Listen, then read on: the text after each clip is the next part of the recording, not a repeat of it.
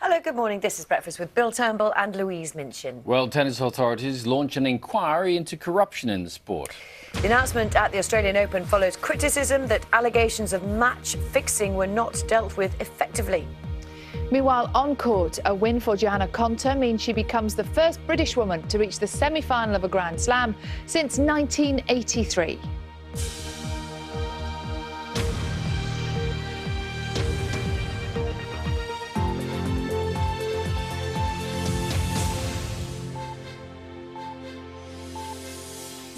Good morning. It's Wednesday, the 27th of January. Also this morning, a warning that children are being left alone to deal with the consequences of abuse. The NSPCC calls for better support from mental health services.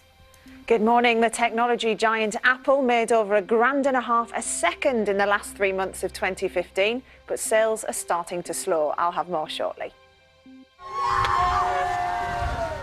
As a British team wins the transatlantic rowing race in record time, we'll be hearing how our 4 working mums from Yorkshire are coping with 1,000 miles still to go. And Carol has the weather. Good morning. Good morning. The weather remains unsettled today for some of us. We've got some heavy rain this morning and strong winds gusting to gale force, even more than that. We've also got some snow in the hills of Scotland and Northern Ireland. In some of the heavier bursts, we could see a little of that getting to low levels, but there's some sunshine too. I'll put more detail on all of that in 15 minutes. See you then, Carol. Thank you.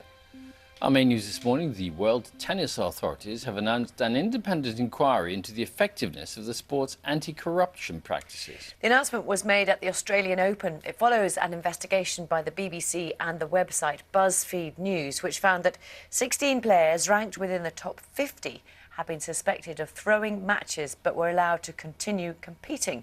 Frankie McCamley reports. It's the first Grand Slam tournament of the year, but it's not the action here on court that's getting most of the attention.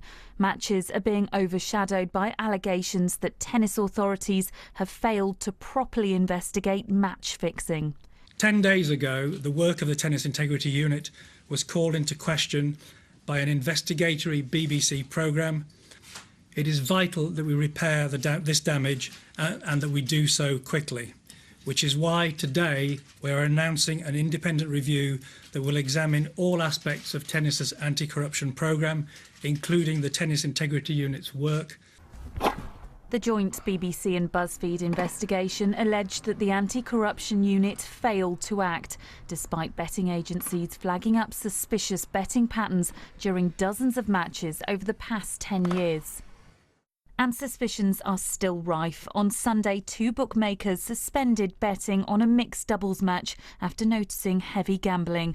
A day later, the former world number 187, Nick Lindahl, appearing in court, pleading guilty to 1 charge relating to match fixing.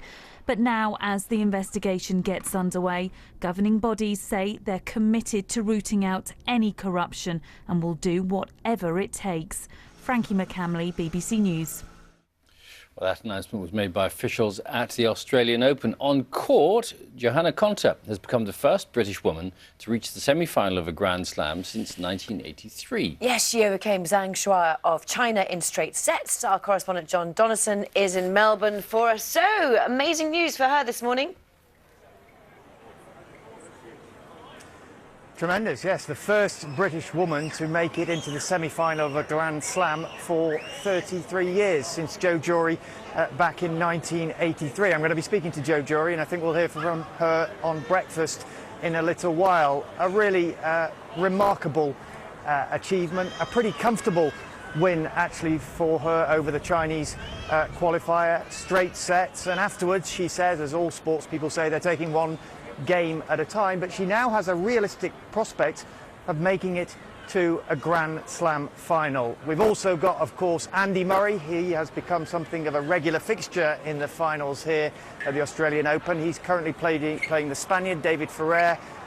It's currently 1-set all. Andy Murray won the first set, 6-4, and then a very close tie-break in the second set, which the Spaniard managed to take. So it could be one of those long, torturous 5-setters. It could be, and we'll keep everybody right up to date. John, thank you very much for the moment. In other news this morning, a survey of GPs, teachers, social workers and psychologists has found that almost all of them believe mental health services for child victims of sex abuse are inadequate. The children's charity, the NSPCC, which conducted the study, says access to help has worsened over the past 5 years. The government says an extra £1.4 billion is being spent to improve the situation. Angus Crawford reports. I became addicted to drugs and... Just 7 when the abuse started. At 12, Lucy tried to kill herself. It took 4 more years to get therapy. Like many others, she self-harmed in a desperate attempt to get help. I had tried to kill myself. I was already on the waiting list. And I know from experience of friends that's something that people quite often do. They do try and kill themselves because they know that will speed up their referral. That's horrifying. So young people may deliberately self-harm or make a suicide attempt to get seen. Yeah, because we know that actually the waiting list is 6 months to a year in some areas.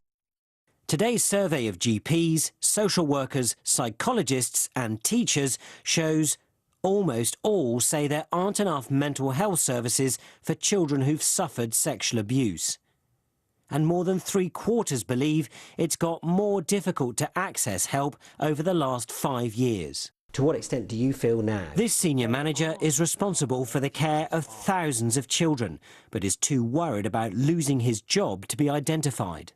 I think a lot of clinicians feel very desperately unhappy. They feel desperate about it because they know they are not able to provide a proper, detailed, in-depth assessment and treatment for some of the most complex and damaged children. The government says £1.4 billion is being spent across the UK over the next 5 years to improve services. The question is whether it can make the difference professionals who work in the system are demanding. Angus Crawford, BBC News. And we will be speaking to the Children's Minister, Sam Gyimah, about the survey's findings here on Breakfast. That's about in 15 minutes' time. Apple is forecasting a fall in its revenue for the first time in 13 years. That's despite the technology giant making over £1.5 a second, extraordinary figures in the last months of 2015. Steph is here. So they make a lot of money. Yeah.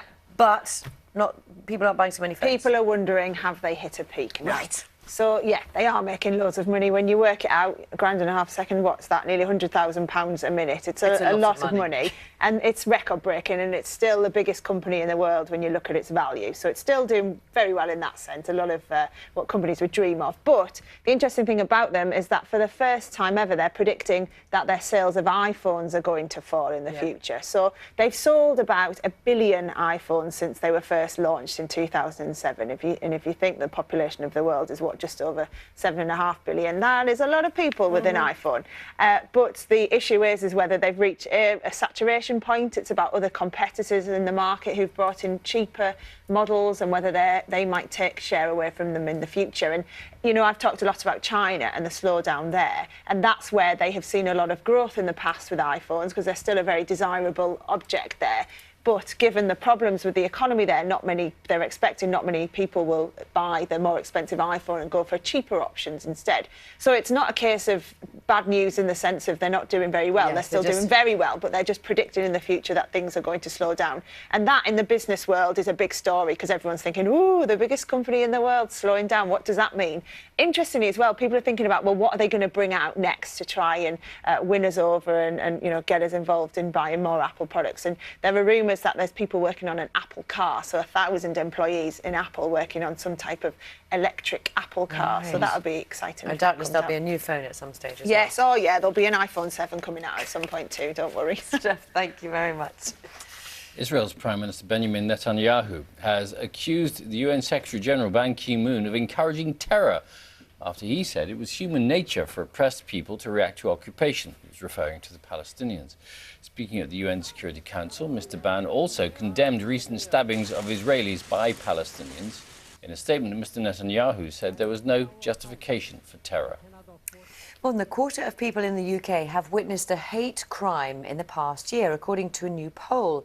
The survey was carried out to coincide with the Holocaust Memorial Day. Remembrance services are being held around the world, including at Auschwitz, the concentration camp which was liberated 71 years ago today. MPs will be asking the government this morning why people who've been living together can't get bereavement benefits if their partner dies. And new figures show that each year thousands of people lose a loved one but then miss out on payments which are supposed to help them through the crisis because they never got married. Here's our personal finance correspondent, Simon Gompetz. More people, 6 million, are living together without getting married. This was Gary and I when we first met. It means that more who are bereaved, like Claire, who lost her partner 3 years ago, are finding that they don't qualify for bereavement benefits. It's really hurtful because we were together for 16 years. We had 3 children together. We had a home together. How can you sort of say that that's nothing? This is what they're missing, a lump sum payment of £2,000 if a wife, husband or civil partner dies before pension age, and an allowance of £112 a week for a year, which can carry on longer if there are dependent children. Each year, 7,000 newly bereaved partners are getting nothing because they were simply living together. They're losing out on £82 million a year, according to calculations made for Royal London Insurance by a former government minister. The benefit system evolves over time to recognise changes in society. When the benefit system first started, it was only widows, not widowers. Civil partnerships have been brought in. Sooner or later, couples who live together have to be treated the same as everyone else. They pay in the same as everyone else. They should receive the same as everyone else. The government has no plans to change the rules, but MPs on the Work and Pension Select Committee will be asking if at least cohabiting couples with children might qualify. Simon Gompetz, BBC News. New rules to speed up roadworks across England could be brought in by the government. Ministers say they want to charge councils or utility companies if they leave roadworks in place over the weekend without working on them. Here's our transport correspondent, Richard Westcott. There are around 2 million roadworks every year, crippling journeys and costing the economy billions of pounds. So now the government wants to consult on new rules, forcing councils and utility firms to pay a price if their roadworks cause unnecessary delays. They charge £5,000 a day for any job left in place across the weekend, unless someone is actually working on it. The same charge could apply if temporary traffic lights are left up for too long. This wouldn't be for motorways, just local A roads. But even if ministers do agree the new rules, the changes could take months to come in. Councils say they need more than a decade to clear the maintenance backlog on Britain's roads. Richard Westcott, BBC News. Now don't panic. The big screen version of the classic BBC sitcom Dad's Army has had its premiere in London. Yes, it has. The film sees Catherine Zeta-Jones play a journalist who's arriving in Walmington-on-Sea to report on Captain Mainwaring's home guard. Mannering. Sorry. Captain Mannering. Don't panic. But proves a distraction from smoking out a German spy. The film has an all-star British cast, including Michael Gambon, Toby Jones and Bill Nighy. Catherine Zeta-Jones said the story would appeal to fans old and new.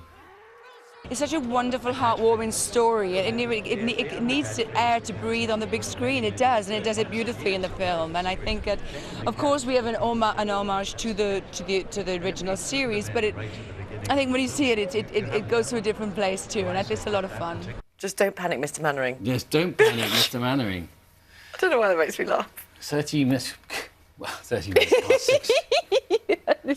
I know. That was Catherine Zeta-Jones. Yes. Thanks, Al. Sorry. Morning. Oh, my goodness. Has anyone had any sleep? What a night of sport last night. Johanna Konta is through to the next round of the Australian Open, making history. And she's one of those names that, remember, we talked about it last week, saying you're going to know a lot more about this lady over the coming months because she is a real talent, real emerging talent to watch. Johanna Konta is the first British woman for 33 years to reach a Grand Slam semi-final. She beat China's Zhang Shui comfortably in straight sets in the Australian Open quarter-final overnight. The British #1 will now face German 7th seed Angelique Kerber in the last 4. That's tomorrow morning. Well, Andy Murray is looking to join Konta as a British-Australian Open semi-finalist. He's facing Spain's David Ferrer in Melbourne right now. It is 1-all at the moment, with Ferrer just winning the second set on a tiebreak a few moments ago. I can tell you Murray is not very happy with himself. I cannot repeat what he said to himself during the break. Liverpool beat Stoke on 6-5 on penalties in their Capital One Cup semi-final at Anfield last night. Simon Mignolet saved 2 spot kicks. Manchester City host Everton in the other semi-second leg tonight, with Everton 2-1 up. And England captain Alistair Cook says there are unanswered questions about England's batting lineup after the 4th Test defeat by South Africa. England lost by 280 runs. They had, of course, already won the series 2-1, but he says there are still issues for them to address. You're not wrong there. Back page of the Mirror, I like this. Obviously, the papers don't have the tennis because it happened too recently. We're in the Klopp final. Penalties last night, so dramatic. Liverpool going to Wembley for the Capital One Cup final. And delighted with that. Great story on the top here, though. I don't know if you can just see this. Sergio Aguero has appealed for Manchester City fans to go to the Etihad for tonight's semi-final against Everton because they haven't sold all their tickets. Yeah, lots of players appealing for people to go and support them. And I just need your help here, Bill, if that's OK. Yes. My lovely assistant. Eddie Jones, training with England yesterday, let the cameras in. The players have finally spoken about the new regime. Guess who we're talking to at 8:30? That man in the middle of the picture, Eddie Jones. Excellent. Plenty to ask him. Indeed. So did Andy Murray not say, oh, bother and blow? No, he didn't. He didn't say, Did oh, my he say, goodness. dash it? No, Oh, my goodness? No, something similar to that. All right, thanks very much. Did he say don't panic? On the front page of The Guardian, they're also talking about the premiere yesterday of Dad's Army. And their main story as well in The Guardian, school inspectors will be allowed to rate schools as inadequate if they let pupils or staff apparently wear full face veils, such as niqabs, in classrooms under policy announced by Chief Inspector of Schools. The Times continues its coverage of Google's tax payments. Italy, it says, poised to strike far tougher tax deal with Google than the one secured in Britain. Front page of The Independent. Again, look, don't panic. The new Dad's Army is a triumph. So many of the critics are saying that. And they're also talking about Google as well. The public might never be told, they say, about Google-style tax deals, they're calling, which HMRC reaches with internet giants. The Sun continues its story about that missing lottery ticket. It's actually got a picture of the lottery ticket yes. that one woman claims she won with her £33 million has won the £33 million jackpot. The 6 winning numbers clearly visible. 4 other identifying marks are missing. And she says it went through it was in the back of her jeans, didn't she? Yeah, she put it through the wash. Front page of the Daily Telegraph, they're talking about flood risk. Homeowners who live in flood-hit regions face higher council tax bills. Ministers are warning that could happen. The Daily Mail continues its story from its investigations unit by children being failed, it says, by the NHS hotline. Their lives cut short needlessly when doctors and NHS hotline staff failed to spot the illnesses that would kill them. 3 more cases after one of that young boy we talked about yesterday. Thank you very much. Hi, Steph. Hello to you both. Do you remember yesterday I mentioned about Tesco and how there was going to be some news coming out about them in the morning about when they overstated their profits and whether there was any issues with that? Well, that came out yesterday morning and all of the papers have picked up on that today morning, everyone. And the Daily Mirror's coverage here is saying Tesco ripped off suppliers to make its own profits look good. This comes from a watchdog. The supermarket czar, Christine Tackon, yesterday hammered Britain's biggest supermarket for what it's calling here the underhand tactic of delaying payments that seriously breached a legally binding code of conduct. Tesco won't be fined for this because the grocery code adjudicator doesn't have the powers to do that, but certainly interesting to hear what the results were of that. We also had news from Dixon's Carphone yesterday, and you can see here they have said they're going to close 134 stores to bring its Currys, PC World and Carphone warehouse brands all under one roof. So there's going to be some store closures there to try and make it more efficient. 2 other stories before I go. Pocket money. There's a story out about children's pocket money, and it's saying here how much? Well, it's saying that the number is falling in terms of the amount people are getting, and it's halved. What's it saying here? The total weekly income of a 9 or 10-year-old, including pocket money and other regular payments, almost halved from £7.40 in 2012 to £3.90 in 2015. Gosh. So we're getting a bit austerity. That's it is austerity, isn't it? and it's because they're now parents are being a lot more savvy to kids having to do jobs to get their money. So right, it's good to hear, isn't it? Yeah, thank you very much. Good work ethic. Indeed, thanks, Steph. It's 19 minutes past 6. You're watching Breakfast from BBC News. These are the main stories this morning. The tennis authorities have announced an inquiry into corruption in the sport following allegations of match fixing. On court, Johanna Konta has become the first British woman to to reach a Grand Slam semi-final in Australia since 1983. Apple's reported the slowest growth in iPhone sales since the products launched in 2007 and warned that sales will fall for the first time later this year. Let's get our first full look at the weather. Here's Carol. Hiya. Good morning, both. Good morning to you. We've got everything in today's weather forecast. And in fact, over the next few days, the weather does remain fairly unsettled. So today, first of all, it's a wet start. It's also a windy one. It will be brighter later, but we are still looking at some showers, and some of the showers will be wintry in the northwest. You can see too, there's been a lot of cloud across us through the course of the night. That has been producing some rain. The rain is fairly steady at the moment. Some of it's heavy, so you'll find a lot of surface water and spray on the roads. We've got one band coming across the south and another band coming in across the north as well. And it's the one in the north as it engages with the colder air that's producing some snow. So this morning, still gusty winds across southern counties of England. We've also got that rain as well, a lot of cloud. And then we've got showers, some of the showers merging. So whichever way you look at it, you're going to get wet. Gusty winds across Wales, touching gale force in the north, same for northern England and around the Irish Sea. Very windy here, touching gales, possibly even a little more. We've got rain across Northern Ireland. On the hills, we'll see some snow, and across Scotland too, we've got some of that snow. In the heavier bursts, we could see some of it getting down to lower levels. And don't forget, still very windy. Now, as we go through the course of the day, well, it's a bit of a mess really in terms of the forecast. There's a lot of cloud around. We've got the rain slowly pushing down towards the southeast. Still windy here, but the sun will come out. We still will have some wintry showers, though, affecting the north and the west of Scotland. By then, most of them will be on the hills. But as I mentioned, in some of the heavier bursts, we could see some at lower levels. Through this evening and overnight, the winds lighten. The rain clears. We'll have a lot of clear skies around, and we are looking at a widespread frost. Not just in towns and cities, but certainly in the rural areas too. And you can see as well, we'll hang on to some showers in the north and the west, and still a wintry flavour to them. But tomorrow, under the clear skies, it's going to be a gorgeous start to the day for some of us. Blue skies, however, in the north the clouds are going to build, and you can already see more rain coming in across parts of Scotland and Northern Ireland, and still a wintry flavour to that. But in the sunshine, it will feel pleasant enough for the time of year. Then as we head on from Thursday into Friday, the next system, they're coming in one after the other from the Atlantic, rattles across our shores. Look at the squeeze on those isobars. For all of us, it's going to be a windy start to the day on Friday. For some, there will be gales, and it will have a sting in its tail, particularly across the Northern Isles, where we could have gusts of wind as much as 80 miles an hour to start the day. So looking at that, as well as being windy, it's also going to be fairly wet, particularly in the north. We've got some rain slipping southwards and some drier conditions in the far south. Worth mentioning, on Saturday morning, we could also have some winteriness across parts of Scotland, Northern Ireland and Northern England as well. But it won't last. It's going to be snow showers. So I wasn't kidding when I said there's lots going on with the weather, Billy and Lou. There really is, isn't there, Carol? Thank you very much. We'll see you a little bit later.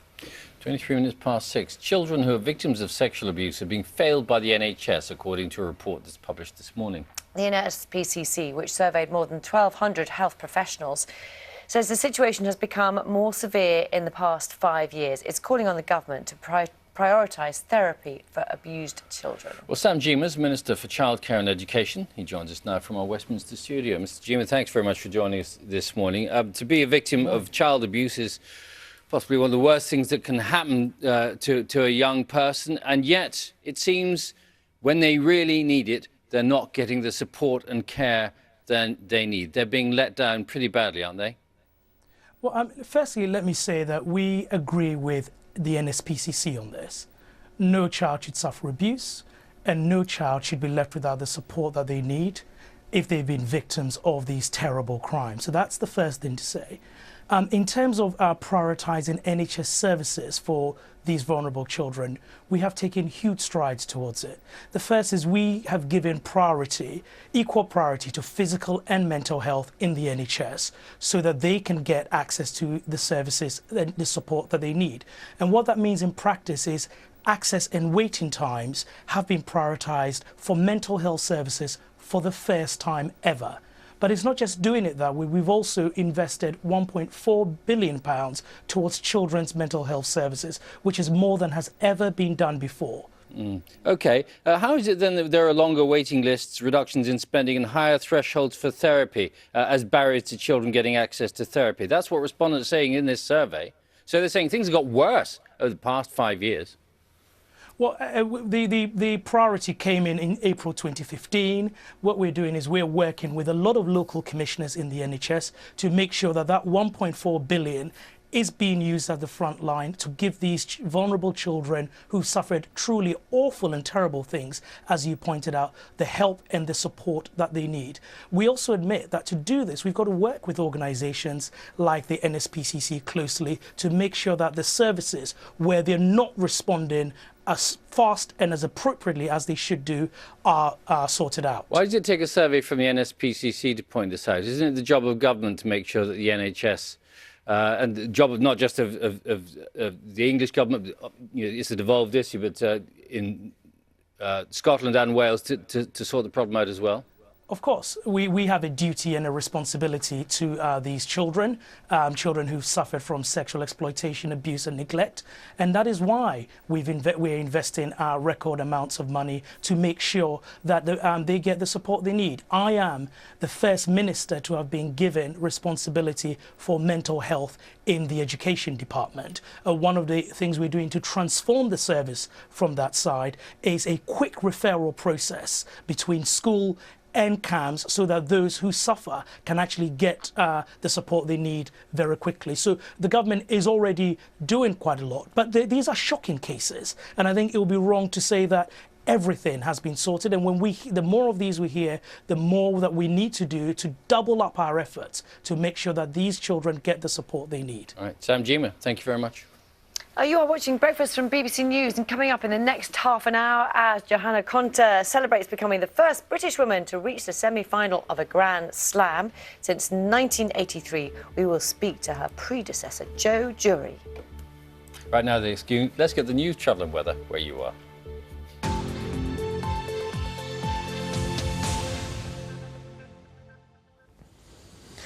Good morning from BBC London News. I'm Alex Bushell. 2 men have suffered life-threatening injuries after being stabbed yesterday evening in Woolwich. One man was found by police after reports he was bleeding in Sandy Hill Road. A second injured male was found at a nearby address. So far, no arrests have been made. More than 150 students at University College London have gone on rent strike because they say it's too expensive. They're demanding a 40% cut. Campaigners say that average rents at the university have gone up by more than half since 2009. UCL estates say they're keeping costs as low as possible and want to start talking to the striking students.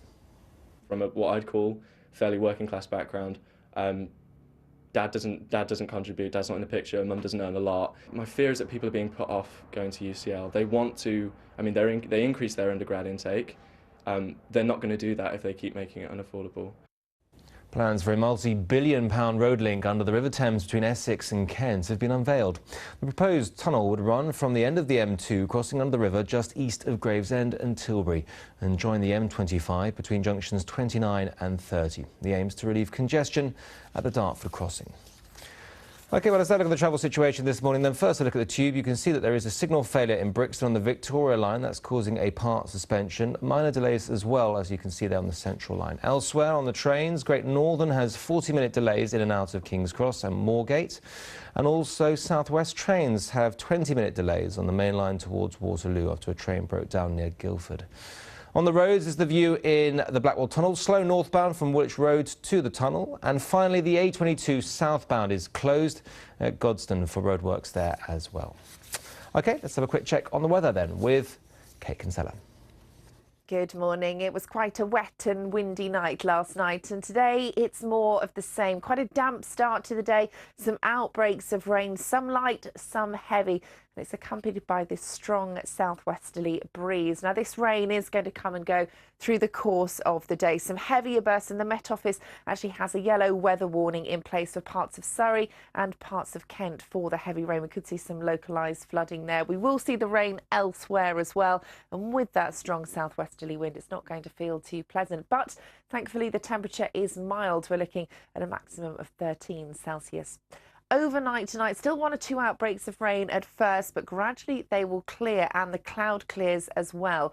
and after which the temperature will drop and the wind falls light. Quite a significant temperature drop compared to the last few nights, down in low single figures in the countryside, particularly out towards the north and west. We could see a sparkle or two of frost tomorrow morning. The minimum temperature in towns and cities between 4 and 6. So a markedly colder start to tomorrow, but plenty of sunshine. A cold, crisp winter's day, temperature staying around 10 Celsius. Now overnight Thursday, the cloud returns, the wind picks up again and it turns wet and windy as we head into Friday. I'm back with the latest from the BBC London newsroom in half an hour. Now, though, time to hand you back to Bill and Louise.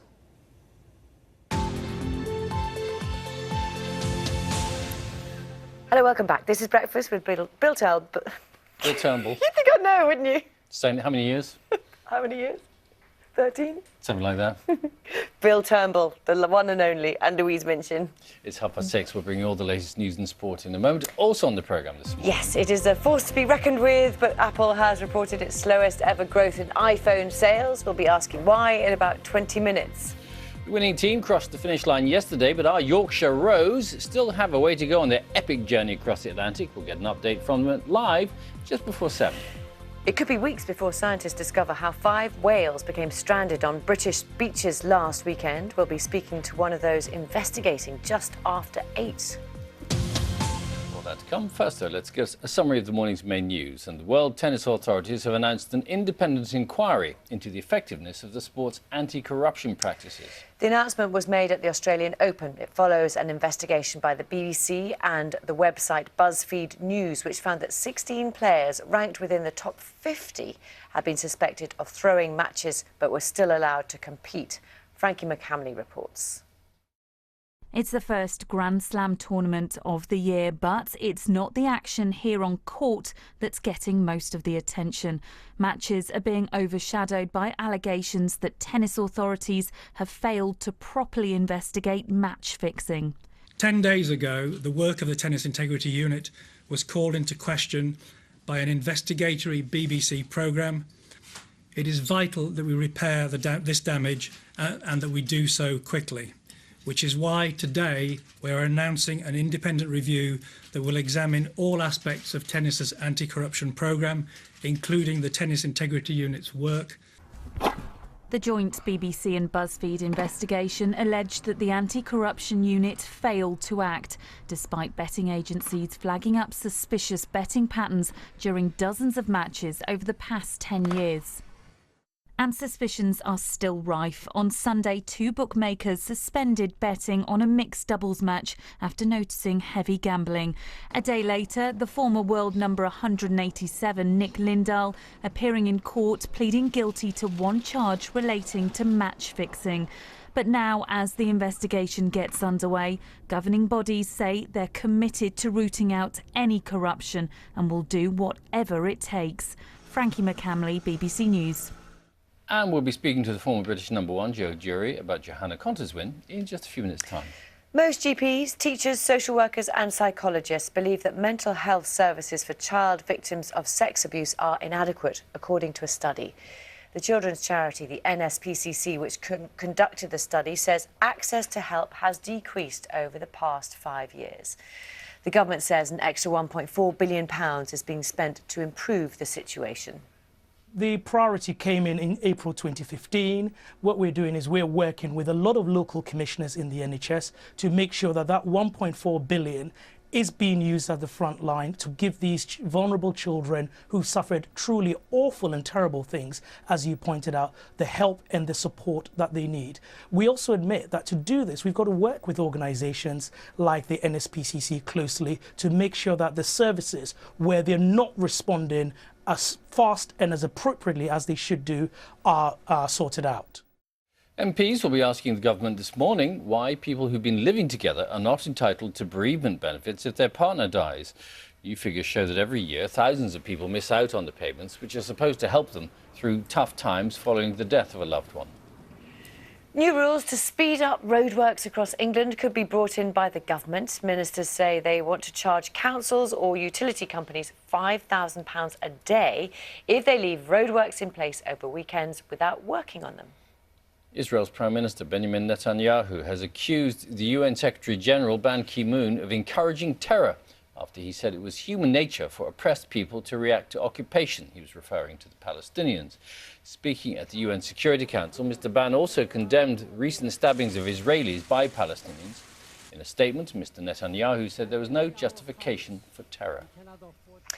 More than a quarter of people in the UK have witnessed a hate crime in the past year, according to a new poll.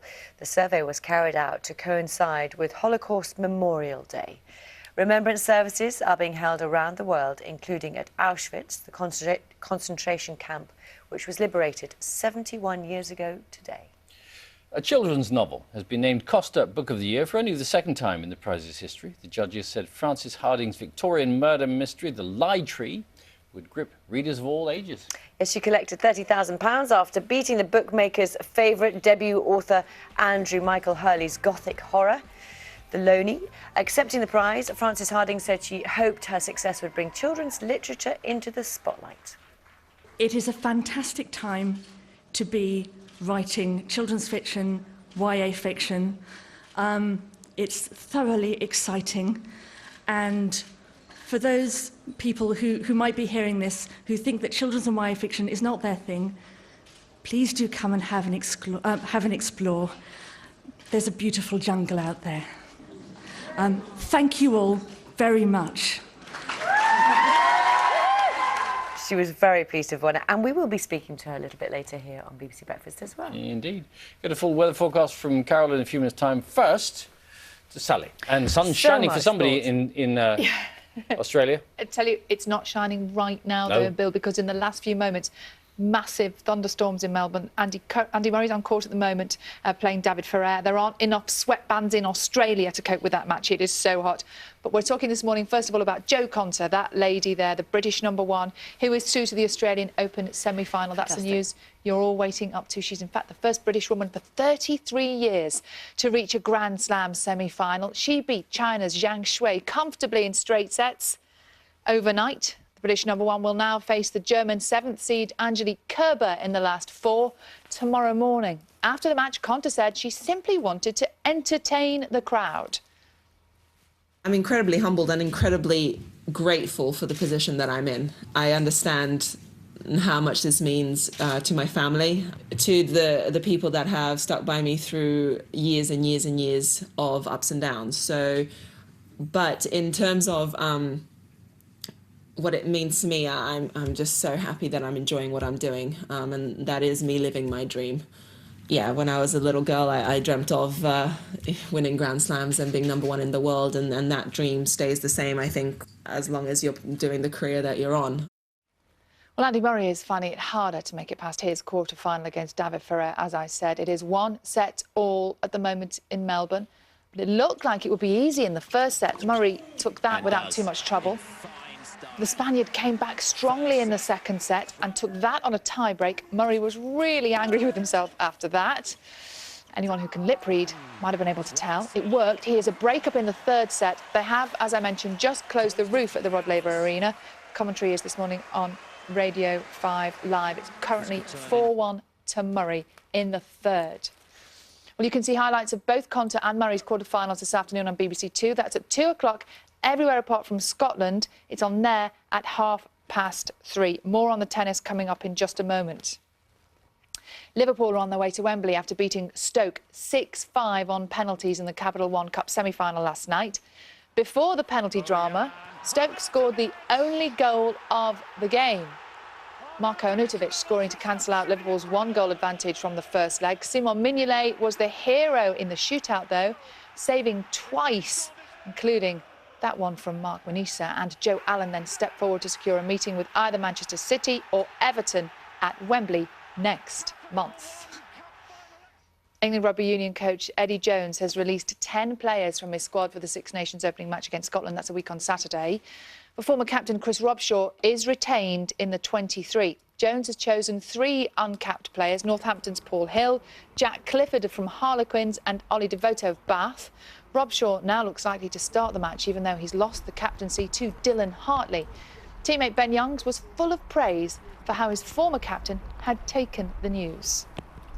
Like a champ, yeah, like a top bloke he is. So Chris is a great guy, and he took it like a man. And you know, he's first to go up to Till, shake his hand, and as I say, you know, he's got 4 years of experience at this, so he's going to help Dylan, and you know, so Dylan will tap into him because it would be silly not to. England cricket captain Alistair Cook says there are unanswered questions about his team's batting lineup after they were bowled out for just 101 in the 4th Test defeat to South Africa yesterday. England won the series, of course, 2-1. They lost the Test by 280 runs with question marks over several batsmen, including Alex Hales, Nick Compton and James Taylor. Cook said that there are places now available against Sri Lanka and Pakistan this summer. Now let's get back to our main sports story today and Johanna Konta's success at the Australian Open with her straight sets win over China's Zhang Shui in the quarter-finals. Konta is the first British woman to reach the semis since Jo Jury, semis of a Grand Slam. Back in 1983, Jo was commentating on the match and she joins us live from Melbourne. Oh, hello, Jo. How are you? Hello, I'm really excited. Yeah, I can't believe it. She's just played so well. She was so calm, wasn't she? Because, you know, at every level, at every stage, she surprised me, certainly, with how collected she has been. Yeah, I mean, every match, really. Even in this match, she had a tiny little wobble when she did a couple of double faults, but she quickly brought it back again. And you can see her going through her routines, bouncing the ball, thinking to herself, stay in the present, each point, just one at a time, all these things, and they're really paying off because she's changed herself from a sort of a bit of a fragile tennis player into someone that's solid and consistent, and it's paying off.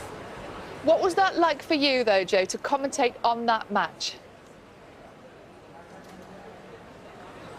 I was probably more excited. I was trying not to be, because I was trying to be calm for Jo, you know, just, you know, this is a routine match, quarter-final of a Grand Slam.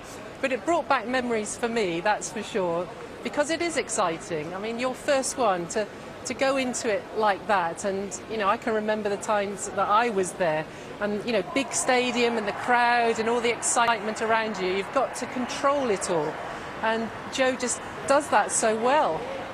Angelique Kerber next, and that really is a tougher challenge for her, isn't it? Yes. Yes, but saying that, anyone who gets to a semi-final of a Grand Slam is playing well. I think that Angelique has quite a soft second serve, and I think that Jo can really get after it and punish it. And of course the other thing is that Jo needs to serve well again, like she did in the quarter-final, because she has, you know, a number of aces and unreturnables, and that will help her get in a good position on the court to keep attacking. What would your advice to her be now about preparations between now and that match? Well, I think she's very good, actually, at getting into a bubble, and you need to sort of cut everything off. Of course, you do the press and all the interviews and everything, but her phone is going to be buzzing the whole time, and I think she should really turn it off, get a good night's sleep, because tomorrow is another really exciting day, and she could make history again. I really hope she does. Jo, I don't know if you've been able to watch Andy Murray, who's on court at the moment, of course, against David Ferrer. They've just closed the roof. What difference is that going to make to their game now? Yes.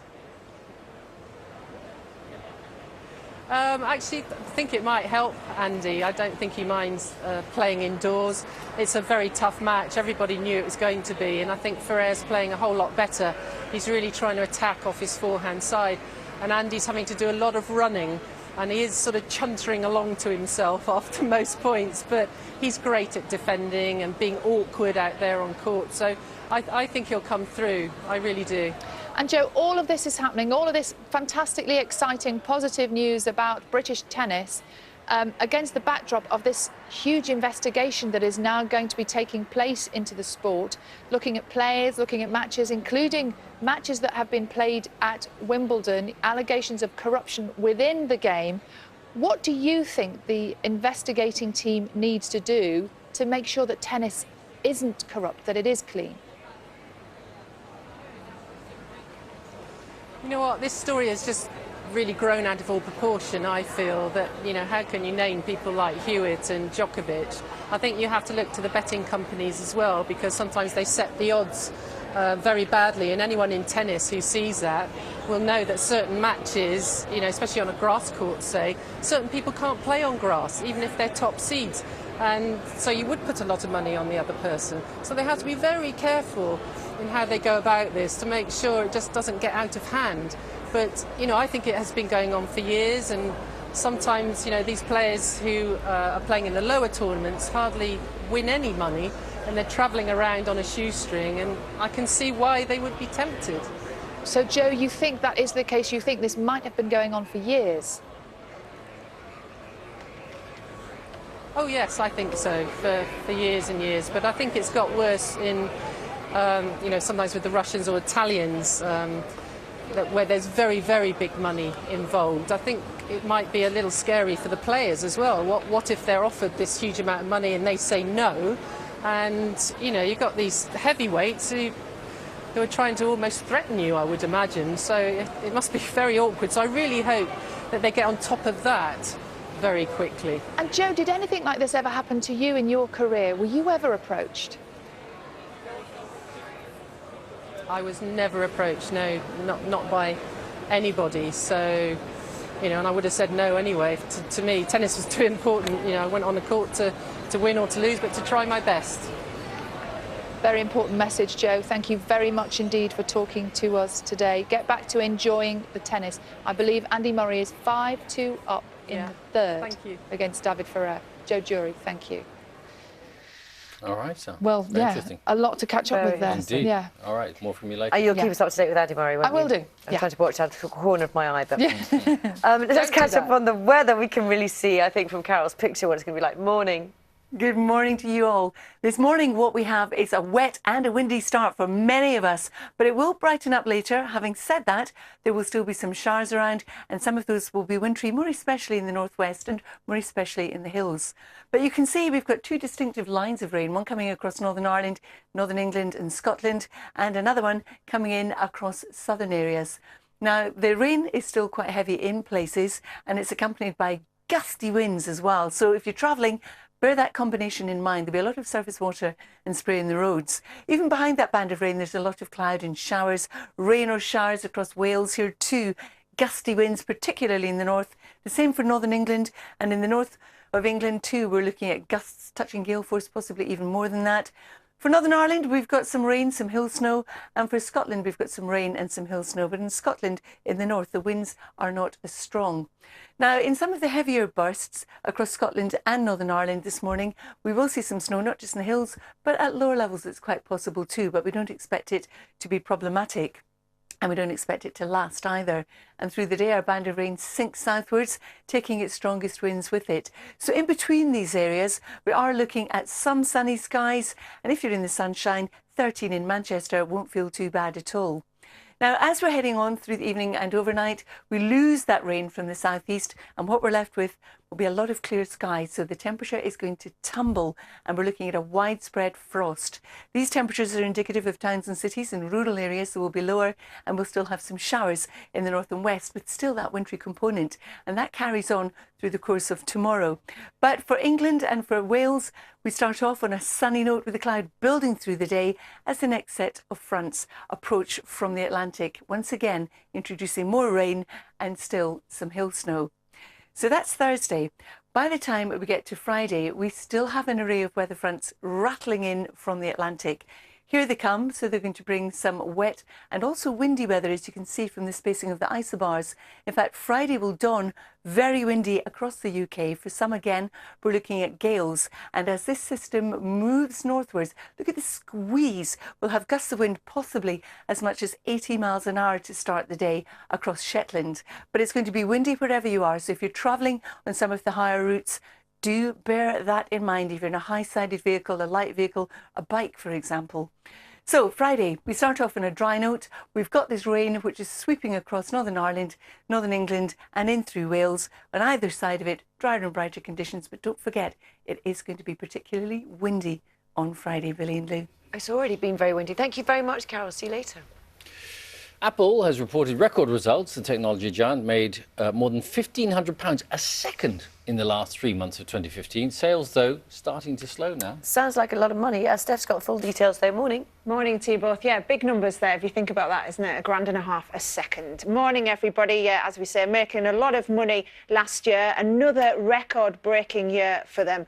But it's warning of a slowdown. The majority of the money Apple makes at the moment comes from iPhone sales. Nearly £7 out of every £10 they make comes from the sales of them.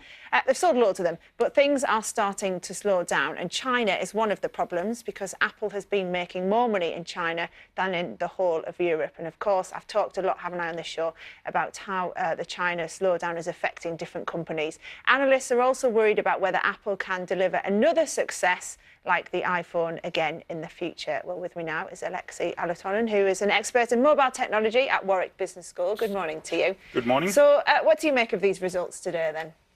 Well, first of all, I think we need to look at the facts. Apple did incredibly strong results.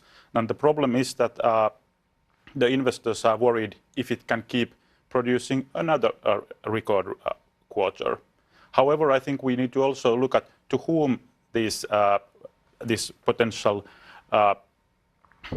break in the record results is going to be a problem. It's the investors and perhaps the partners of the Apple, but I don't think it's a problem for ordinary customer or public in general. The company is in extremely good health still. Yeah, and that's the thing, isn't it? Where they're making loads of money still. Over 1 billion people are using Apple iPhones now.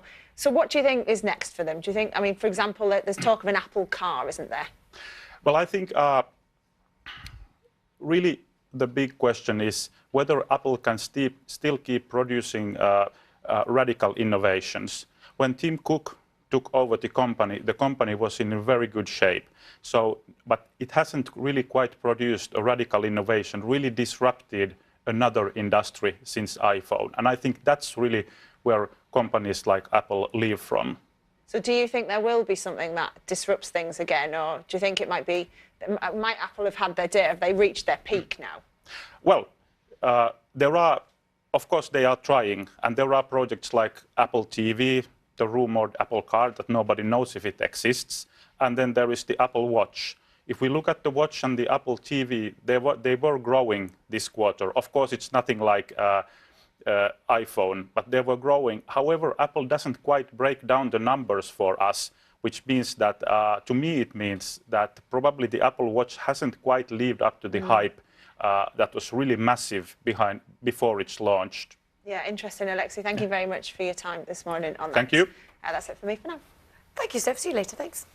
8 minutes to 7, almost 6 weeks ago, we were there when they waved goodbye to their families. 4 busy working mums who decided to take on the Herculean task of rowing 3,000 miles across the Atlantic. Quite something. We have, of course, kept in touch with the Yorkshire Rows ever since, and although the winning team, Ocean Reunion, crossed the finish line yesterday, we are still rooting for our ladies. Oh, yes. We're going to hear from the winners in a moment and find out how far the Yorkshire Rows have left to go. Here's Breakfast's Jane McCubbin. At last, dry land is finally in sight. And with 3,000 nautical miles behind them, Ocean Reunion are finally reunited with family in Antigua. I said, like, the biggest compliment I could give these boys was if someone asked, if one of them asked me to do it again, I'd find it really hard to say no to them. That would be, that would be like the biggest compliment I could give. See you here next year. It is cheesy to say, but hasn't been a cross word like in 37 days of us rowing. But not all their family are here to see them in. Teammate Angus Collins will now sit and wait for his sister Bella. Her team row like a girl in second place. A team so impressive they can row and still look this good. And she's beating all the other guys out there. So that's massive. I'm so proud of her, and we're going to be there watching them come in a couple of days' time. Until then, Row Like a Girl and 24 other teams are still slogging it out. Many still licking their wounds from Hurricane Alex. We knew the storm was coming and it was going to be quite nasty. Waves were seriously big and smashed against each other over the boat. And they were absolutely enormous. They must have been about 30 to 40 foot. It's those reflective moments of, oh God, going to roll. I mean, if this was easy, then more people would do it. As for our Yorkshire Rose ladies, they are powering on in 20th place. 1,000 nautical miles still to go. Pulled muscles, infected fingernails, blisters, salt burns. But the biggest bombshell is, well, something they threatened right from the start. Bill, are you listening? Because we wanted to kind of end on a bombshell. Can you guess what these girls will be wearing? No, I can't. You know. What? Really? What? Naked, naked, naked. We're not No! Right, good. The clothes are gone, the race goes on. Jane McCubbin, BBC News. It's still hot under the collar. I'll be speaking to the Minister later, I think, don't you? So, In about an hour. they're not going to be in Vision, are they? They're going to just be on the phone. to calm down, it's all Yes. right, don't panic. OK, because we're going to be hearing from just before 8 o'clock. I wonder how you feel, though, if you've still got 1,000 miles to go. You know the winners are already there. Yeah, I think you it's got your good. infected fingernails. and Oh, everything don't. else. Well, we'll ask them that. I'll ask them that Yes. a little bit later. Yes, at least they've been through the worst, you hope, with that hurricane going past. Yeah, they're doing well. Are you watching Breakfast from BBC News? Still to come here this morning. Do you fancy trying to scrape together £80,000? That's the average deposit needed to buy a house in the UK. Steph will have more details before 8. Yeah, just the deposit, not the price. Not the just house. the deposit. Yep. Time now to get the news, travel and the weather wherever you are.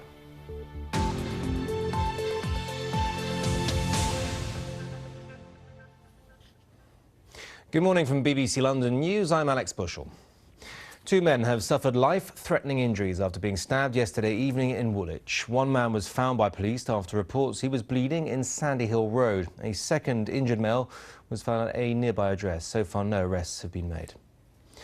More than 150 students at University College London have gone on rent strike because they say it's too expensive. They're demanding a 40% cut. Campaigners say that average rents at the university have gone up by more than half since 2009. UCL estates say they're keeping costs as low as possible and wanted to talk to the striking students. Do not make profits out of student rents. What we do need to do is make some surplus in some years so that we can reinvest that, create a capital investment fund so that we can ensure we provide student accommodation that students want, that they need, that they can live comfortably in and offer a good student experience. Plans for a multi-billion-pound road link under the River Thames between Essex and Kent have been unveiled. The proposed tunnel would run from the end of the M2, crossing under the river just east of Gravesend and Tilbury, and join the M25 between junctions 29 and 30. The aim is to relieve congestion at the Dartford crossing. OK, let's have a look at the travel situation this morning then. First, a look at the Tube. You can see that there are minor delays on the Central Line. There's also a signal failure in Brixton on the Victoria Line that's causing a part suspension there. On the trains, Great Northern has 40-minute delays in and out of King's Cross and Moorgate because of overhead line problems. South West trains also have 20-minute delays. That's towards Waterloo. And on the roads, City of London and Upper Thames Street is congested into town from Tower Bridge to London Bridge, as you can see there from our travel camera. Finally, the A22 southbound is closed at Godstone. That's for roadworks there as well. OK, let's take a quick check on the weather with Kate Kinsella. Good morning. It was quite a wet and windy night last night, and today it's more of the same. Quite a damp start to the day, some outbreaks of rain, some light, some heavy. And it's accompanied by this strong southwesterly breeze. Now, this rain is going to come and go through the course of the day. Some heavier bursts, and the Met Office actually has a yellow weather warning in place for parts of Surrey and parts of Kent for the heavy rain. We could see some localised flooding there. We will see the rain elsewhere as well. And with that strong southwesterly wind, it's not going to feel too pleasant. But thankfully, the temperature is mild. We're looking at a maximum of 13 Celsius.